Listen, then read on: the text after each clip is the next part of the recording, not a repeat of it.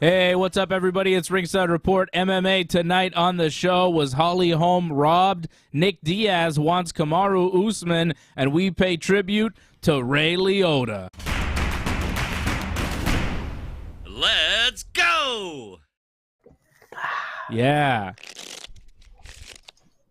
And I think that's why I'm wearing these glasses. Why are we wearing shades, AJ? What's the story? Why you started wearing them, and then I said, oh, well, I'll wear shades maybe as a joke for you. And then you're like, no, keep them. We'll have them on during the show for some reason. But Fred doesn't have shades, so he's got glasses, so it's close enough. Close enough.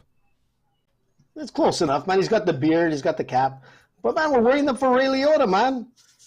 Respect. Did he wear glasses all the time? I can't believe he's dead, man. Man, like in all the movies, man, you got to wear the gangster glasses. I've got my Ferrari glasses here, man. Old school, 80s, man. Modelo numero uno. And Dave's got sort of like the Harvey Keitel, but more like the Donnie Brasco, man. Got the Donnie Brasco shit is going. There you go. Man, do you believe this shit? I can't believe Ray's dead. I thought it was a joke when I was at work and it popped up. I'm like, Ray Liotta dead. Yeah. It's just shocking, man. He seems so young. Every time you see him, he looks the same, you know? And he was looking good. But then you gave me some news just before we went on. So I'm a little, look, I love the Dominican Republic. Peace to the Republicans. But I'll tell you something. Peace to the Republicans? I'll tell you something, man. Shit goes down in the Dominic, man. Every time you go down there, there's some shit that happens. I don't know what's going on, man. Yeah, 67 years old. He died in his sleep in the Dominican Republic. I don't know. You were just very into the whole Bob Saget was murdered thing. He didn't die of a medical incident. You thought something crazy happened with Bob Saget, and there was that whole conspiracy theory going on. And I was just wondering if you had a Ray Liotta conspiracy theory, and of course you probably do. I'm going to take the shades off right now. I think we're done. What are you talking about, man? Keep the shades, man. I can't get them off with the headphones on. Hold on. Cool kids wear shades.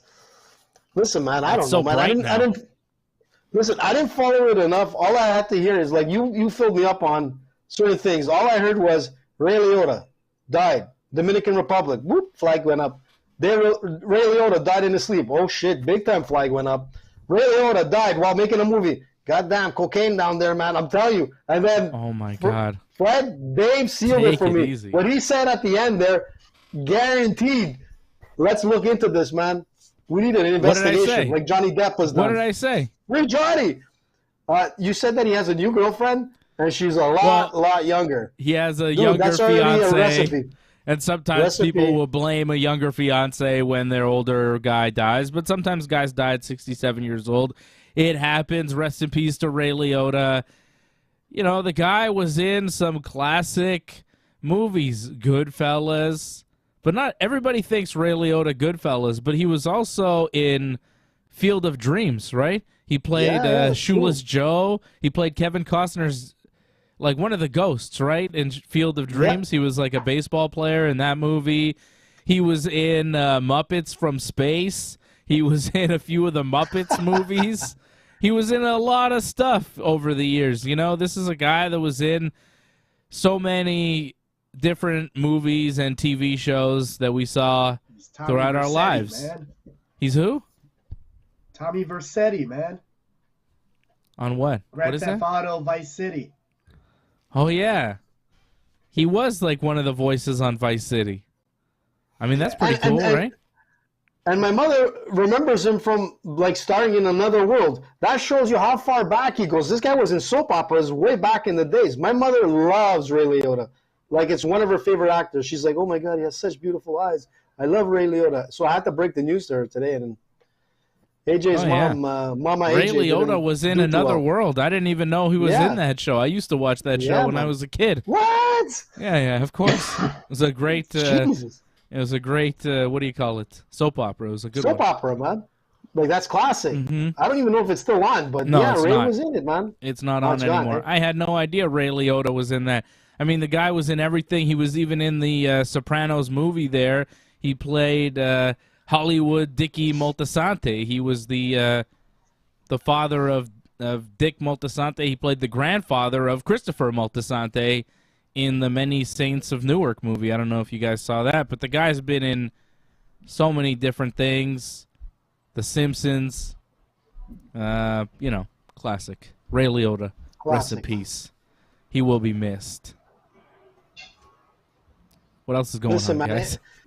Just saying, man. It's hard to say, like, you know, like we were saying before, like what's like one of the top mob films, and for me, it's if I had to pick number one, it would be Goodfellas. Then obviously, like The Godfather. Part 2 was probably my favorite of all the Godfather trilogies. Then, so you say Goodfellas is your favorite mob movie? Yeah. Number then one? I would go with Donnie Brasco. And then I really like A Bronx Tale, man. My Bronx Tale was above, like, Casino. Bronx Tale over Casino? I got to disagree with that. You ever seen King in New York? Christopher Walken? Oh, yeah. So good. That was good. That's a good one. That's a good gangster movie. Look, even The Irishman was a really good film. Like, that just came out not too long ago with our buddy Harvey. Harvey Keitel. That was a good one. That was a good one. But Bronx Tale, man, is up there for me, man. It was an awesome movie. It's not really a gangster movie, though. That's more a romance movie. Yeah, it's like a love story. AJ set loves, in a like, gangster-type area. But it's not really a gangster movie. What's the one? Oh, man, I got a blank. What's the one with Pacino and Sean Penn there? Carlito's Way.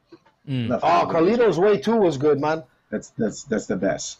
I mean, you guys are forgetting. I thought you were like, what's the one with Pacino? I was like, Scarface? How about Scarface? Scarface is pretty good. I like Scarface. Yeah, man. Pretty good. Yeah, Scarface is up there, man. Carlito's Way. I don't know if I've seen Carlito's Way. Benny Blanco from the Bronx, man. Come on, man. You don't know who Benny Blanco from the Bronx is? Maybe I have. You know what, Freddie? Don't fuck with Benny Blanco, man. You guys ever seen Juice? Fred's probably seen Juice. AJ definitely has not. AJ, you never seen Juice? Juice was good with Tupac. Omar Epps. I want to give a shout out to our man Angelo Cantagones, who I just saw in the chat. What's up, guys? Angelo's birthday today. Happy birthday to Angelo. Happy birthday, Angelo. Oh, there you go. He says it's okay. It's my birthday today. There you go. Happy birthday, Angelo. Happy birthday to our man Angelo. And very happy that you are joining us here tonight. Happy birthday. I hope you had a great day. You deserve it. Our buddy Angelo, who is a member of the team. He joined .ringsidereport.net, join.ringsidereport.net, or click that join button beneath me here. If you're watching on YouTube, join the team, become a member, support the Ringside Report Network. Angelo is a great supporter of the Ringside Report Network, and we appreciate him. He's a good man. He's a friend of the team. Number one, man. Yeah. Number one, man. He's a real Spartan, man. And actually, he's on my notes to wish, like, our buddy Angelo a happy birthday. So don't worry. We didn't forget you, Angelo. just that we had to talk about Ray Liotta first, you know? It was on my mind. I knew I wanted to mention it because I saw it was his birthday today, and I see him in the chat. And right away I said, hey, birthday boy's in the house. Big Ange. Big Ange, 35 years old.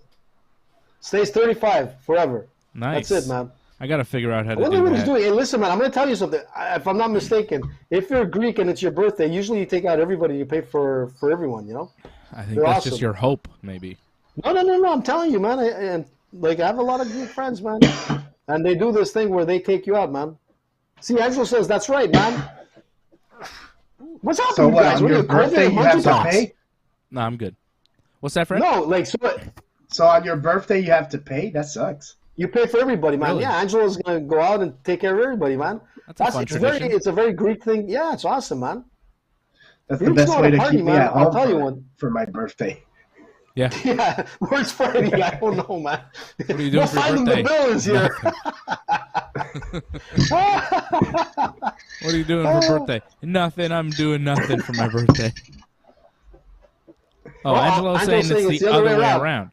So, because Angelo, man, don't put me in a pickle now. That's usually how it works, right? If you go out for your birthday and everybody, somebody pays for you. Usually on your birthday, it's like a nice thing. People take you out for your birthday. Yeah. I mean, it doesn't happen to you, AJ, because nobody wants to take you anywhere. But me and Fred, sometimes it happens to us. Sometimes, that's all, man. But happy birthday, Angelo, man. You deserve it, bud. And many more, man. Yes. And we'll probably not like our friend Ray Liotta. Only 67. Ray Liotta's... My God. 67 seems young. I mean, AJ, you're going to be 67 really soon. Like, that's got to be, like, it's got to make you feel a little. Didn't somebody else pass away also this week? I'm trying to remember. I saw another famous death. The drummer from Yes passed away. You guys know the band Yes? I saw that their drummer died. Away too. Is that who you're talking about, Fred? He died today. Probably not. I mean... I know who else died. Amber Heard's career, that's for sure, after today. That died pretty fast, man. I don't know. It's done, man. Hey, listen, man, we can always get a fourth person on the Ringside Report show. I mean, we'll get a lot of haters, but our ratings will go up. What is the case exactly, AJ? You're our Amber Heard, Johnny Depp correspondent. You've been following the case very closely for no apparent reason. For like 6 weeks, man. Can you listen? I'm gonna tell you, man. No, I don't want to hear your opinin on the case or whatever. No, there's no I just opinion. Can I just say one thing? No, you can't. I want to know. Come on. I want to know why this is a court case. Like, this is a defamation suit, right? So at the end of this, somebody has to pay somebody money. Johnny Depp is suing her, but she is countersued. So at the end of this, does anybody asking for an application get money? How does this work? Lawyers. Well, lawyers. Yeah, lawyers are getting paid here, right? Well, let me just say one thing very quickly there, since we're on like the Hollywood talk. All I'm going to say is that this trial was, according to lawyers and according to like people that have been watching it, which has been millions and millions, it's been crazy. She's like, just this trial has been like the #1 like hashtag in the world for like weeks, months actually now. But the last couple of weeks have been crazy. This trial has surpassed the OJ trial by far in excitement. The things that happened in this trial, you cannot even begin to explain. It's like a movie, man. I don't want to start swearing. It's like a movie. When you just think that something is not going to happen, it happens. And unfortunately today, they brought Amber Heard back on the witness stand, which they shouldn't have done. They should have kept her away. It would have been good for her. And it didn't look good, but it was so bad that if it was AJ would have to leave Ringside Report completely and like move out of the country, maybe India or something, if India would accept me.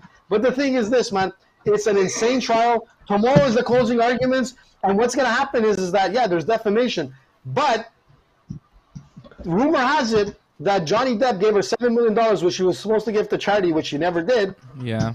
She claimed she did, she never did. We all saw the meme. Feeling, yes, but it's real. But the thing is that Johnny cares about just the public opinion to show that he was truthful. And to be honest, not to be biased or anything, but the facts say it all, man. It's ridiculous. The guy was framed. But Don't think so. Don't think so. I'm Team Amber Heard all day, forever. I don't care. Yeah. Let's not act like Johnny Depp isn't. I mean, come on. Listen, can you stop pretending that Johnny Depp isn't a weirdo who acts like he's a pirate and has an accent that no one has? Hey, I'm Johnny Depp. I talk like this. He's a weirdo, man. He's up to weird shit. They're both weirdos. They're both weirdos. But like, I don't know, all this like Johnny Depp love and defense. The guy is so strange. Oh yeah, what's up, dude? You talked about pirates. Do the pirate. Arr. Arr. Oh, he just slapped you in the face. Get out of here. There's all kinds of like weirdos on the internet. Get out of here. Get out of here. Man. You want AJ to be on like, little beast. I don't know. You see, you said pirate. He loves pirates. Amber Heard. Johnny Depp don't be on that weirdo. No. You want to be on that team. How come it's so long? I don't know. This thing has been lasting for what, like 2 months? 6 weeks. Listen, and I'm going to tell you just quickly, the guy's going to probably end up getting his $7 million, and it's going to be a slap in the face to Amber. And I'm telling you guys, no joke. I don't think so. The shit that I heard and the bullshit that came out of with there was no evidence of anything, and they even showed the facts of the pictures being doctored. It's ridiculous, man. And it was proven, and the thing is that it's a crazy case. And unfortunately, if you haven't watched it from like morning till night kind of thing, this was my 90-day fiance. Yeah, but I watch it at night, man. I'm like up till late hours watching this, and I'm going to tell you, the greatest. I watched a podcast. I'm going to throw out a name. It's called Legal Bites. That was the place where I got the best. AJ sent me a link to this thing. AJ sent me a link to this thing. It's some woman who's obviously a huge Johnny Depp fan who happens to be a lawyer. No, sure. Listen, there's not only her. There's a panel of different. Yeah, they're clearly all very big Pirates of the Caribbean nerds.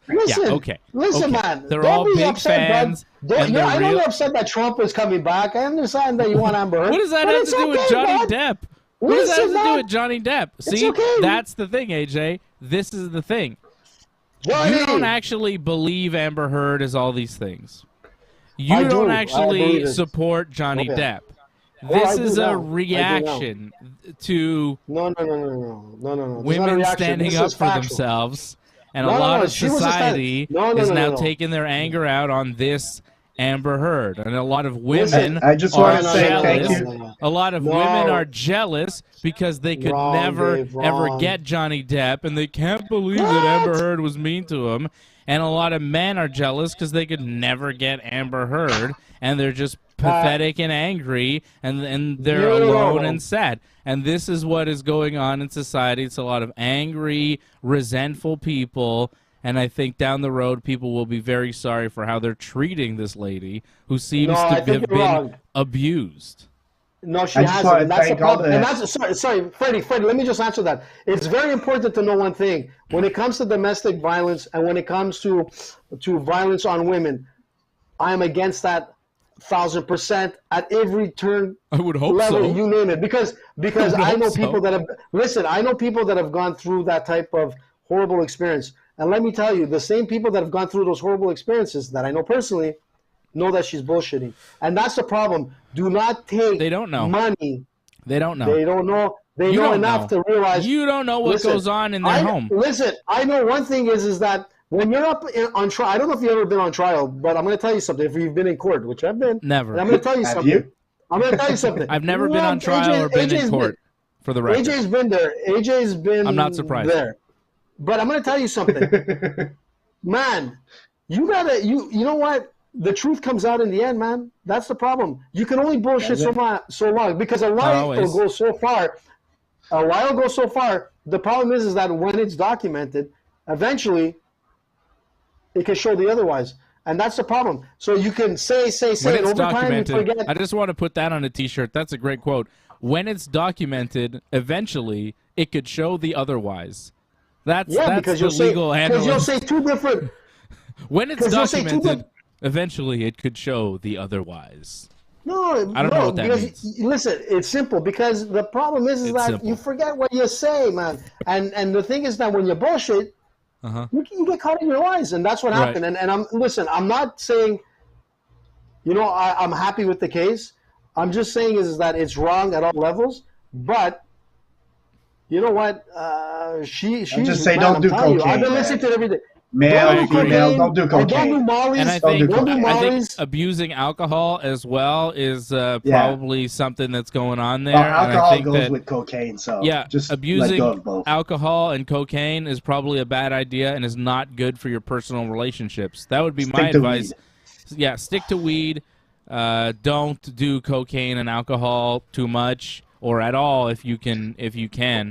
Because, or maybe too much Viagra, like Ray Liotta. Brooklyn I'm just saying that. Brooklyn Lizard says, "Dave, you're wrong, and I am not wrong, and you are wrong in the way that you spelled that." Brooklyn She's right. Lizard, you are wrong. You're right. You're YOU apostrophe RE there. Grammar Nazi. Yeah, that's right. Yeah, you can't what's tell up? me. You There can't we tell go. me I'm wrong and misspell it. I don't accept that, Brooklyn Lizard. I'm sorry. You can't tell me I'm Well, wrong she's from and misspell Brooklyn. it. Well, that's with her, man. I don't accept that's it. like Ray Liotta country, man. I love you, Brooklyn Hell's Lizard, Kitchen, and man. I appreciate your support, but I'm just kidding around.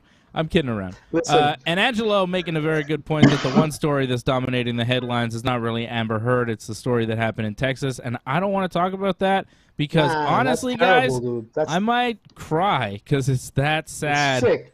It's Sick, the worst man. What's thing the that's matter with ever. this world? It's horrible. I can't imagine. It doesn't make sense, man. What's some like? I don't want to talk. John Lennon, I really, AJ, John like Lennon honestly, said it the best. Angelo brought Peace, it up, man. and I think we should say, it's really bad, but I don't want to talk about it because it's just so horrible. It's so horrible what happened there, and I don't want to get into a discussion about guns and how many guns they should have and should they have guns and all that. But it doesn't happen as often in Canada, right? We don't really have the guns, so it just seems to me like maybe guns is the we got issue. guns here. What are you talking Yeah, about? but not like they have guns, right? It's not like as easy to get guns here. Oh, it's not We part had a of the First daycare Amendment, that got shot today or yesterday, man, here. We did? Which we Where? have our own. Yeah. Where? In Rivière des Prairies. Some Really? gang fights. Tabarnouche. Yeah, there was some shooting and there was some bullets that ended up in a daycare. Nobody got hurt, but anyways, we got our own fucking problems here also. Well, that's a Damn, problem I as didn't well.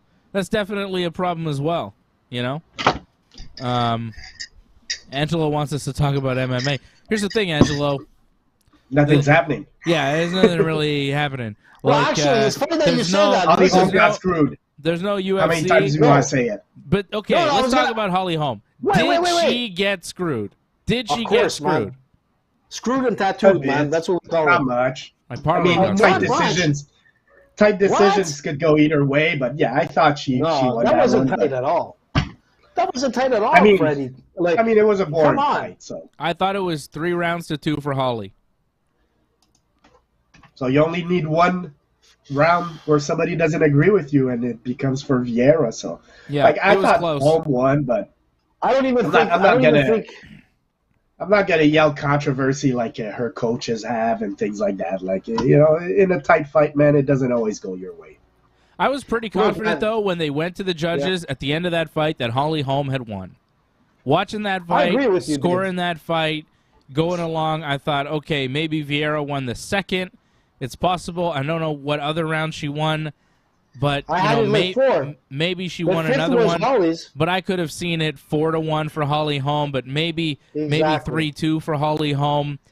But Where do you find that second round, Dave? Let's be honest. Yeah, Where I'm do you not find really- that second round in that fight? well, it's impossible. Look, man, we Look, had there some was that close rounds. We had some close rounds, and what the judging people, the ABC, which is the ABC Boxing, which kind of oversees a lot of the judging in MMA, they are firing back and saying that people that are crying robbery don't actually understand the scoring criteria. They don't know what they're talking about, and I've seen the commission, and I know that's going on. And in fact, in about a month or something, they're going to be holding a public Okay. a public But- show on scoring in Niagara. I was thinking, man, we should take a drive down to Niagara and go to that commission and be part of it, to be part of that public, I guess, not debate, but like, yeah, you got it there. So I'm telling you, man, Right. Now, listen, AJ, they've got a problem. I just want to read some stuff for you, and maybe if we understand the MMA judging, because I don't think any of us have ever actually read this and paid attention to what it really means. So, mixed martial arts, judging criteria, focus on the result of action versus action itself. Okay? Result of action Right. versus action itself. It must be stated that criteria is to be used in specific order. These criteria may not move from one to the next without the prior criterion being 100% even in the judge's assessments. So effective striking grappling, unless it's completely even, that's what they got to judge the round on, right? Which I didn't really know. You know what I'm saying? Like, oh, okay, it's got to stop at so here are the criteria.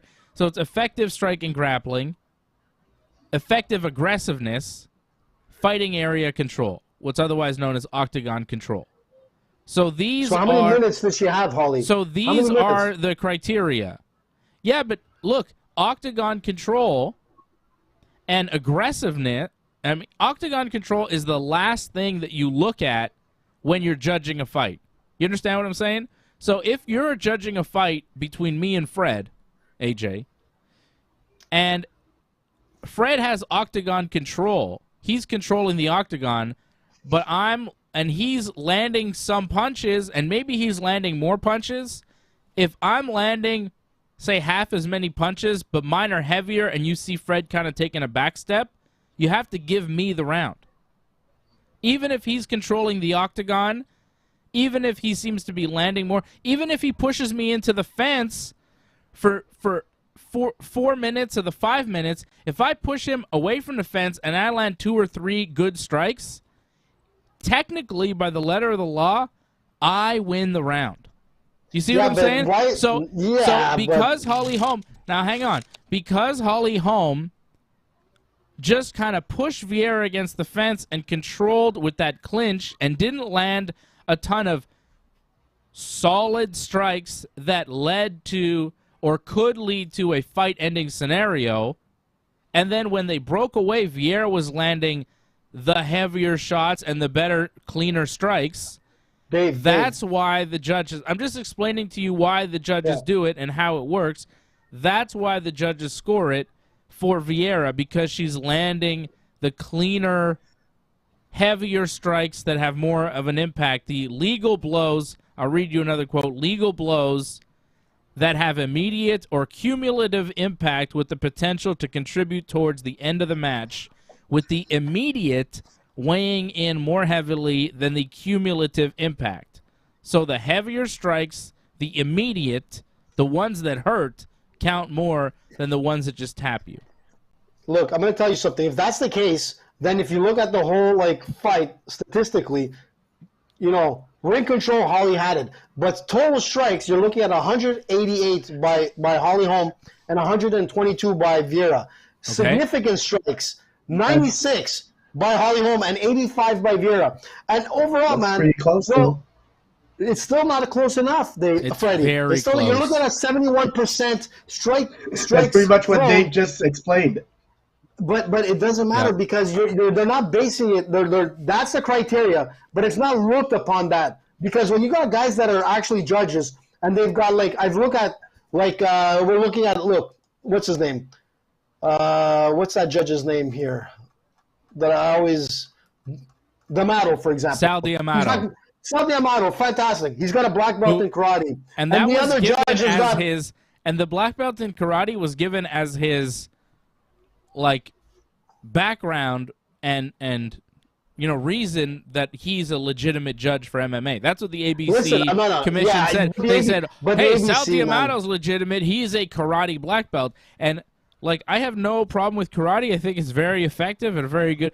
But when did he get it? Because they give black belts to 10-year-olds in karate sometimes, right? So what does that necessarily mean?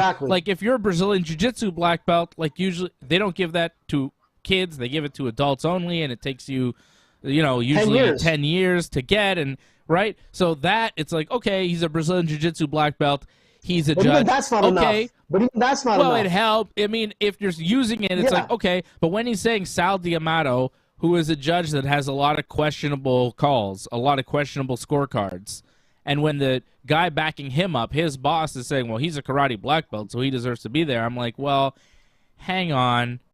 MMA isn't really a sport dominated by karate. It's a sport on its own. MMA right now is a sport on its own, and that's a difference. So it's like going into like a karate and trying to judge it as a jiu-jitsu match. It's not going to happen. It doesn't work. You can't even judge it as an MMA form of real like judging. That's the problem. And I have nothing. I have my karate belts. Believe me, I've got my kung fu belts. I got them up. I got my jiu-jitsu belts, but they don't apply to MMA. And the problem with this is that you've got judges that are coming from looking at point system fighting very differently, where a snap kick becomes a point in karate. And that doesn't work in MMA. So depending on how they look at it, it could become all of a sudden, significant strikes were thrown by Holly Holm, but the rounds are going to Vieira. I don't know how they look at it. You need to have guys that are MMA combatants. You have to have guys that are that understand the sport from the three levels of fighting. Stand up, and I agree with that, AJ. And control. Sure, and I agree with that wholeheartedly. I think that the best judges should be former MMA fighters, people with MMA experience. I think that is a fair point. However, the fact remains that if you look at that fight, it seems like Holly was holding on for points, and Ketlen was looking for the kill, and she was landing the heavier and cleaner strikes on Holly. Yeah, and I just want to say one thing: isn't Saul the guy that gave Holly the it was a split decision, and I'm pretty sure Saul is the guy that had Holly. So did he? We could talk about Saul, but he's the one that had Holly Holm as 48, 47.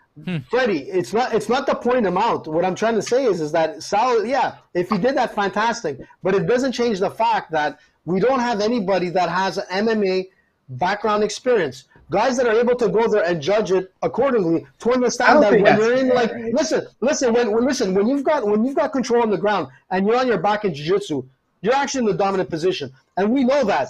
We understand that. Sal D'Amato has been judging MMA since 2007, man. And look how many bad and wrong fights. Listen, and a lot of fights have gone so controversial with him being on that seat for years and years. And the thing is that this will not be corrected. Hang on, though. Hang on.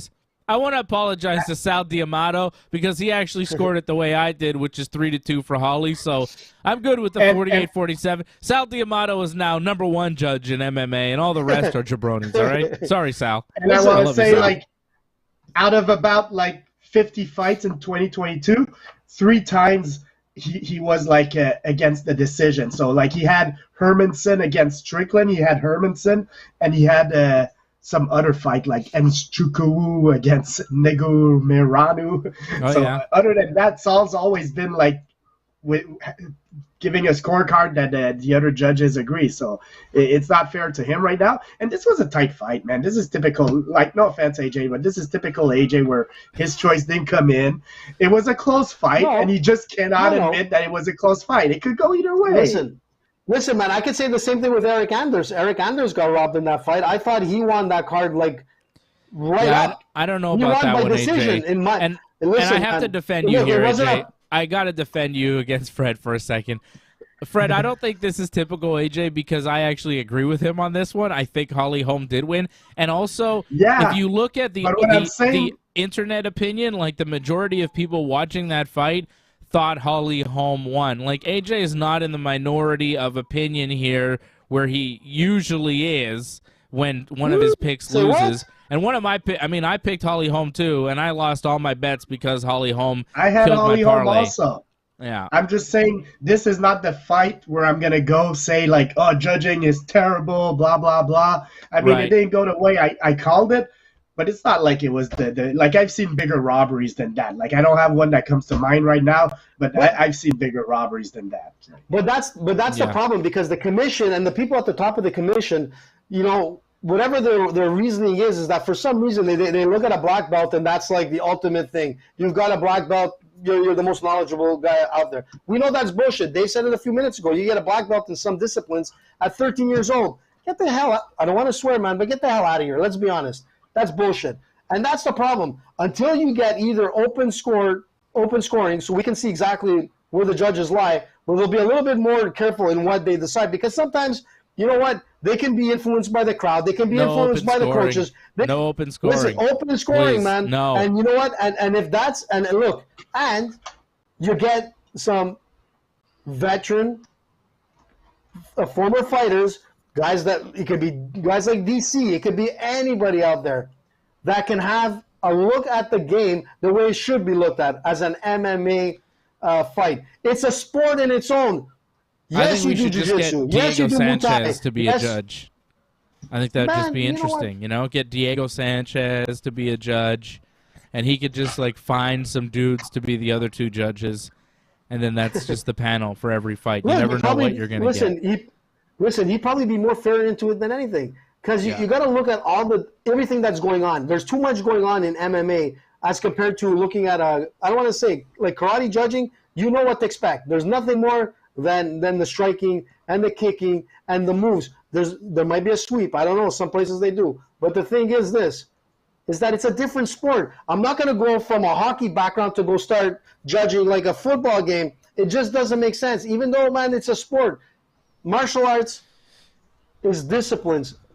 MMA is a sport on its own, man. That's the problem. And we're still not there. We're in 2022, and we're still getting like, black belts of whatever, so that they have amazing kicks and they can do whatever. You see them on video and it's like amazing. Yeah. But it's not enough, Look at this. I think you really need to know the rules. You need to know the rules inside and out to understand what's going on.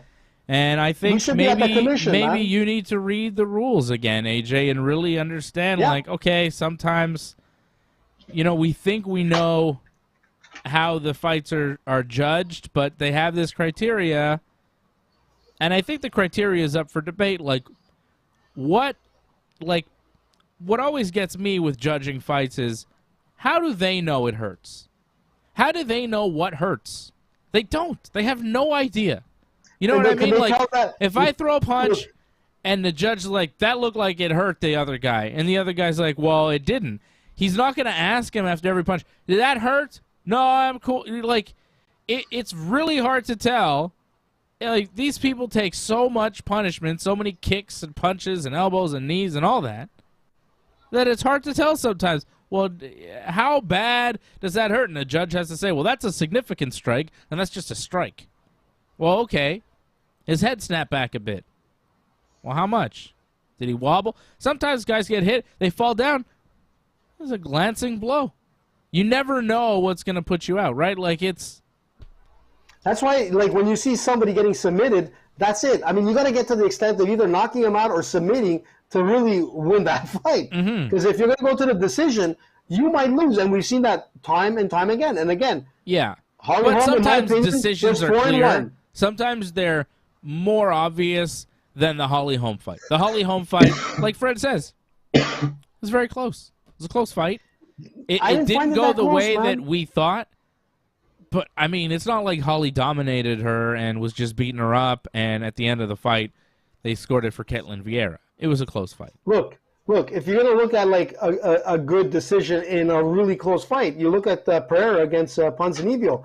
That was a complete brawl, but that was, it went split, and you're like, okay, I don't know, man. I was a little surprised it went split. I was surprised I thought Pereira won that fight pretty clearly, and then one judge scoring it for Ponzinibbio. I was like, huh? How does that make sense? And that did happen a couple times on that card, and I was a little confused. And that's what I'm getting at. And that's the thing where I keep coming back, is that the commission, they're in Niagara. I mean, they're going to come out with their reasoning to why things are judged the way they are. But the bottom line is that they've got to come with a new breed of judges, because the judges that are usually there, man, like the Ponzinibbio fight, man, how did that become a split? It does not make sense. So everything, the criteria that's on paper by the commission that you're saying, Dave, doesn't make sense. There's something wrong here. So either it's open scoring, or you got to start getting in MMA fighters of that sport, which it is a sport, to judge. What about friendships and all, man? That might be an issue also. Like, people have friends, man. That's not a no-fail solution. It's not because you fought in the UFC that you're a better judge necessarily. No, but it doesn't mean that you can't be like at an amateur level or at some level other than the UFC where you can be a good judge. You know what I mean? We could probably be better judges than Sal. And like, no offense, don't let it go to the judges, man. And see, that's AJ all day. AJ's like, nobody knows what they're doing except for AJ. That is your ultimate point. Listen, I knew it was going to get to, I could do it. You're the same guy who said you could beat up Conor McGregor on this very show, so you're just a crazy man. Conor, he doesn't know what he's talking about. I got Conor in the back of me. It's Don't true. talk that shit, dude. You did say that one time. Don't talk that shit. You don't want to say it again? You don't want to repeat yourself? Fred, you remember that when he said, just like the Amber Heard trial. Do you remember him saying that, Fred? Do you have it on document? Do you have it? You got video? I mean, there's a video of it somewhere on YouTube. Yeah, on the Ringside Report Network. It's here somewhere. I don't know, man. I think that's just hearsay. That's it. Okay. Nick Diaz wants a title shot against Kamaru Usman. Should they give it to him? His last fight was a loss to Robbie Lawler last year. What do you think? Nick Diaz is delusional, man. Typical Nick Diaz, though, man.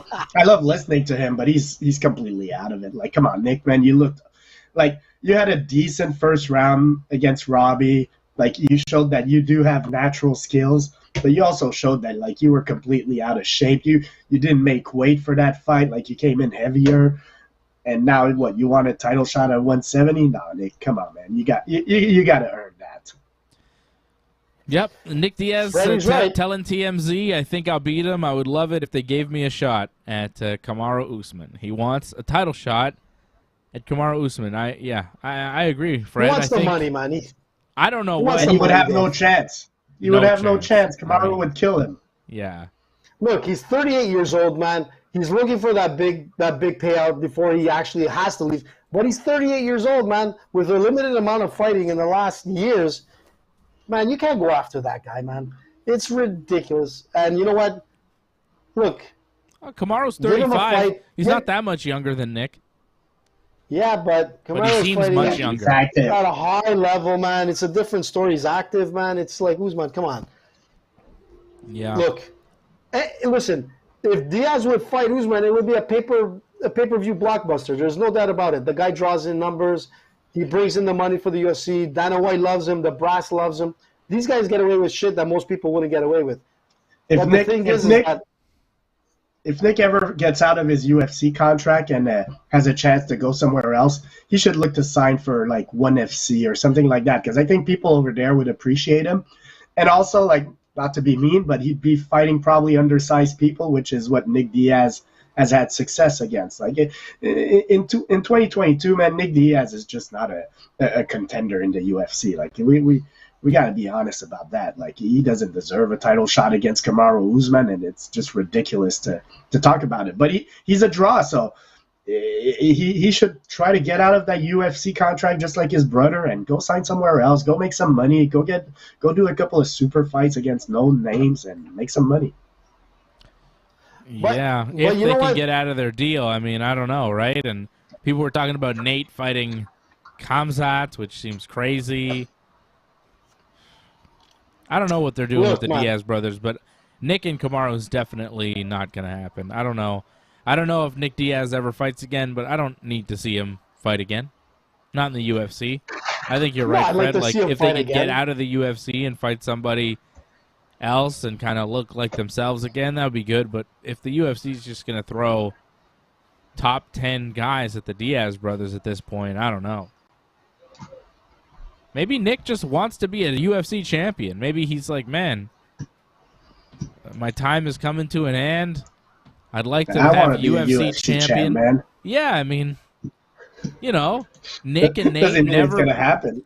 No, but they never became UFC champion. I mean, you, Fred, you're talking about, you want to be a UFC champion? No, you don't. Yeah, exactly. You'd have to fight in the UFC.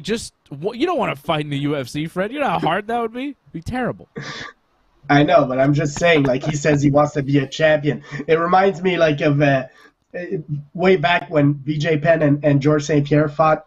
BJ Penn, like, he was saying, I just want it. And you can want it all you want, man. If you don't put the hours in the gym and the preparation, man, you're not going to get it. And that's what Nick, that was a problem with BJ Penn. And that's the problem with Nick right now, man. Nick just doesn't want to put the hours in the gym and dedicate himself to fighting. And I understand. He's older, man. He's been through a lot, man. He should look for some marquee fights, make some big money, and try to retire, man. I hope he makes a couple of good paychecks before he retires. I think he should get out of MMA and go into boxing like Anderson Silva. Look at this guy. He's revitalized his career. If Nick Diaz and Nate Diaz could do that, it'd be great. Some celebrity boxing, a Jake Paul fight, something like that. That'd be money. Imagine Nick Diaz versus Jake Paul in a boxing match. Oh. It could happen. It could happen. Listen, he's supposed to fight in August. That's a good fight, man. Jake Paul. I think Nick Diaz beats Jake Paul in a boxing match. Listen, man, his name has come up, man, and he's supposed to be fighting in August. There's no name yet to who he's fighting, but apparently, man, Anderson Silva's name came up. Diaz's name came up, and he's thinking that he could beat them. Jake said he could beat them. So you know what? Look, if he's Diaz, not beating Nick Anderson, fight, maybe he's beating Nick. He is not beating Anderson Silva. I would bet anything. Man. Anderson Silva, Jake Paul in a boxing match. Anderson Silva whoops that ass once and for all. The Spider will smack him around. This is a man who's one of the greatest strikers in the history of the game, and he's big. He's not a 170 fighter like Jake Paul keeps fighting. This guy is the size of Jake Paul, maybe even a little bigger. No chance. Listen, man, you're insulting the greatest fighter that's ever fought this game. Jake Paul, 5-0. Destroyed 2 MMA fighters. Fuck out of here. Jake Paul, man, get on the train, bud, because Anderson Silva. Anderson Silva's the greatest fighter that's ever fought. Man. Anderson Silva's the greatest ever. Get out of here. Jake Paul. Get out of here. Smash the web. All right. Listen. Coming up this weekend in the UFC, there's no UFC. So we're not previewing. We have no parlays. We have no picks to win you money. It's very sad. I don't know what I'm going to do on Saturday. No, there's nothing. Oh, it's not this weekend. It's next week. I thought Volkov was this week. No, Volkov and Jairzinho is next week at the UFC Apex. Okay. UFC Vegas 56. We'll preview it next Thursday on the show. The week after that, it's 275. It's 275. Glover versus Yuri. I'm feeling Glover on that one for some reason, guys. I don't know. Well, I don't know, Dave, man. That's I don't know, bud. Yuri's dangerous, man. Glover takes a couple shots, takes Yuri down, gets on top of him, and just chokes him out. Glover's jiu-jitsu is good. His wrestling is heavy. He's got a hell of a chin. I don't know, man. I think Glover might defend the belt. Yuri makes sense. Like, I get what you guys are saying. I get it. But I got a feeling.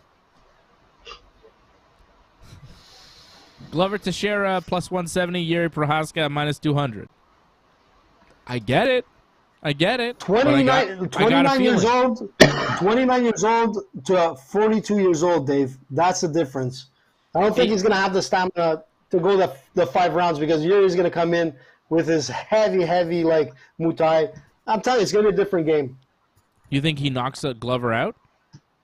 I think so. I don't think he does. I think so. I don't think I think he knocks out. And we've seen that. Glover's chin, man, sometimes questionable. This is it, man. This is the end of Glover, man. And I feel bad because I love him. 275, June 11th in Singapore. It'll be a 10 p.m. start. We will be doing a watch-along here on the Ringside Report Network. And you know how I've picked big underdog upsets in women's championship fights this year. I gave you Juliana Pena over Amanda Nunes. She came through, cashed in. I gave you Carla Esparza over Rose Namajunas. That turned out as well somehow. But you know what? Tyler Santos plus 500. Valentina Shevchenko minus 720. Ain't giving you shit there. Valentina's going to win. All right? I'm not going with the underdog. I'm not doing that whatsoever. Valentina the Bullet forever. She will win. She will smash Tyler Santos, and it will be easy for her because Valentina is the best 125er in the history of the 125 division. The best. Greatest of all time. She's one of the greatest fighters ever in the UFC. She is such a great champion. Natalia, 19-1. Let's not forget that. 28 years old, much younger than Valentina. Everybody has their moment, Dave. Remember you said that. Yeah, but not Valentina. Not yet. She's getting better still. She's not going anywhere. Talia has a great record, man. She's coming in. She's hungry. She's dangerous. What I don't know, man. me? The closer it gets to the fight, I don't know. I'm gonna wait. I don't want to say anything, but sometimes, man, like my spider sense is telling me something else. Yeah. All right. Well, good luck to your spider sense, and that's going to be UFC 275, the next UFC pay-per-view coming up June 11th. No UFC crazy, this weekend. I will be back here tomorrow night with Johnny North to preview AEW Double or Nothing and talk some WWE. WWE making a big move today. They were going to do a show, Money in the Bank, at Allegiant Stadium in July, the same night as UFC 276, which I thought was weird, right? UFC 276, it's the July 2nd show. It's like the 4th of July weekend, International Fight Week. Super chat. They have Israel Adesanya versus Jared Cannonier in the main event, Alexander Volkanovski, Max Holloway. Like, that's a big UFC event in Vegas, right? UFC 276, July 2nd. WWE was going to do Money in the Bank the same night at Allegiant Stadium, which is the big football stadium there in Vegas, right? While UFC was at the T-Mobile Arena. WWE today announced that they are no longer doing the stadium show. They're moving to the MGM Grand Garden Arena, which has a much smaller capacity than that big stadium. They're not selling tickets for the big stadium, so they're bailing on it. And I said, you know, going up against the UFC in the UFC's hometown on International Fight Week in a stadium is a pretty bold move from the WWE that really has nothing for Money in the Bank, no big card. And they dropped from stadium to MGM Grand Garden Arena. But it's still against the UFC. They're still going head-to-head? Still going head-to-head, but you see it's already not working so well. Look, man, look at the Canelo fight, or look at, like, Anderson Silva fight. I mean, like, they got no press, man, when the UFC was fighting. It's just weird. I don't know what the WWE is doing lately, man, but I don't know if it's a smart move. Like you said, they're trying to compete against them. It just doesn't make sense. But they're doing it again for SummerSlam. SummerSlam is on July 30th, which is a Saturday as well. WWE usually does their pay-per-views on Sundays. So Money in the Bank, July 2nd, the same night as the UFC in the same city. But SummerSlam is going to be on July 30th, another Saturday, the same night as UFC 277, another UFC pay-per-view. So WWE doing two pay-per-views in July the same night as the two UFC pay-per-views in July. Which is odd, because usually they run Sunday nights. But they're running Saturdays now, opposite the UFC on pay-per-view nights. It's weird. Man, they must have saw stats, and the stats are showing that they'll get better ratings on a Saturday night, which makes sense. Yeah, I think Saturday is like some of these. Day. Yeah, like because those big shows, man, they finish late on Sunday, man. They finish like at 11 midnight, man. People work the next day, man. Honestly, and Freddie, I never get to the end of SummerSlam and all that because it finishes just too late. And Freddie, I'll be honest, watching like SummerSlam or WrestleMania or whatever, when with Dave and all that kind of stuff. Being like I started to enjoy wrestling a lot more. But getting into it, I'd be like, why the hell on a Sunday, man? I'm so tired. I got to work the next day. It didn't make sense to me. And 2 days of a show is 2 days too long. Like, it's too much. Yeah, WrestleMania, 2 days, yeah. It's too long, and it kind of pulls away the bubble. It's like they're trying to capitalize on a Saturday and a Sunday. But if you make a mega show, like, you know, you just make a mega show, that makes sense. And you make a mega show on a Saturday so people can stay out, enjoy the show, like AEW. Have a good night. They're doing their show this weekend, but it's Memorial Day on Monday, so it's it's a holiday in the States. So it's still decent for a Sunday show. But when people work the next day, man, those are tough shows to sell. It's tough, man. I agree with you, man. And for me, watching it, I'm like, it doesn't make sense. Like, you know, it's got to be super entertaining for me to watch it, which it is, man. I love the shows, but there's got to be a change, and I think it's got to be more with the statistical information that they got that the Saturday events bring more money. Mind you, when you look at like a lot of the news, you see a lot of UFC fighters or former fighters, like in UFC, Bellator, or whatever, going into the WWE. Like I saw Jimmy Smith, he's going into the WWE. You've got like Tai Tuivasa that wants to go into he wants to go into pro wrestling. You know, we see so many fighters now. Alistair Overeem is going to wrestle. I mean, it's amazing. He's also is going to have his he's first also wrestling fighting match. Liotta RIP. Overeem? Really? Yeah. Kickboxing. Yeah, trilogy is going to be oh, that's done. Cool. Overeem's going to wrestle Braun Strowman on a card in Europe. I think that's cool. Crazy, and it's amazing. Yeah. And but that's the thing, man. I think it's great to see like that kind of crossover, which gives a little bit more legitimacy in the fighting techniques of pro wrestling, which I love. It's just interesting, but it just got to be different time slots. That's what I think. When they're big shows, man, you should have different time slots, and you see that a lot with like different sports like hockey or baseball or whatnot. When they're like major playoff slots, man, they're not happening at the same time, man. It just doesn't happen. You're a major playoff slot. AEW's Double or Nothing coming up on Sunday. I'm going to be on after that show. So all that said, we're going to have a long, late wrestling pay-per-view on Sunday, and I'll be on afterwards to recap it all with the AEW Double or Nothing post-show with my brother and Johnny North right here on the Ringside Report Network. So we've got a big AEW Double or Nothing weekend coming up Friday night, 10 p.m. Eastern with Wrestling Uncensored, and then Sunday night for the Double or Nothing post-show. Hey, I sent you something. Yeah, I have. Like, Mick Foley, you got that like message that I sent you that he's coming to Montreal for a meet and greet May 30th? Yeah. I thought you'd be interested. I'm sure Angelo would be interested. So May 30th, man, at Cafe Cleopatra. Mick Foley, one-on-one. Cool. I don't know why you're planning a meet and greet. I don't know. I mean, whatever. I think it's cool. Yeah, sure. I've met Mick Foley. He was a nice guy. I wouldn't pay. You should be promoting him. Well, because I met him, it didn't cost me money. I don't want to pay money to meet Mick Foley for like a minute and have him sign a thing for me.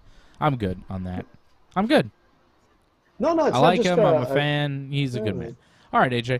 I will see you all tomorrow night for Wrestling Uncensored.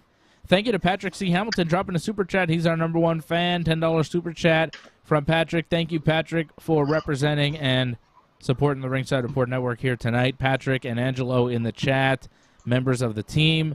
Patrick, super chat leader of the night. Angelo, happy birthday again to our buddy Angelo. Happy birthday. And that's it. That's it. Thank you for sitting through AJ's Amber Heard talk. And we will see who gives who money, and we'll recap it all next week, possibly on the show. Johnny! Maybe. All right. Happy birthday, Angelo, and that's it. I feel like there was something else that I had to tell you, but maybe there isn't. And if there is, follow me on Twitter. Oh, Fred, T-shirts, man. T-shirts are coming. I got more shirts coming. Merch.ringsidereport.net for the new merch. We have some beautiful new shirts up on our website, merch.ringsidereport.net. And, I have to put in the order for the Freddie and AJ shirts. And I'm going to get some shirts, too. So, there you go. We got to get one for Angelo for his birthday. There you go. Angelo dropping the super chat. Thanks for the show. Have a great weekend. And Angelo now the super chat leader of the night. Thank you for supporting Angelo. And happy birthday, my man. I will be back here with Johnny tomorrow night for Wrestling Uncensored here on the Ringside Report Network. Please join in and give your support to Ringside Report Network. We've been providing expert coverage and commentary on both pro wrestling and MMA for over 15 years. Go to ringsidereport.net/support to find out more ways to support the channel.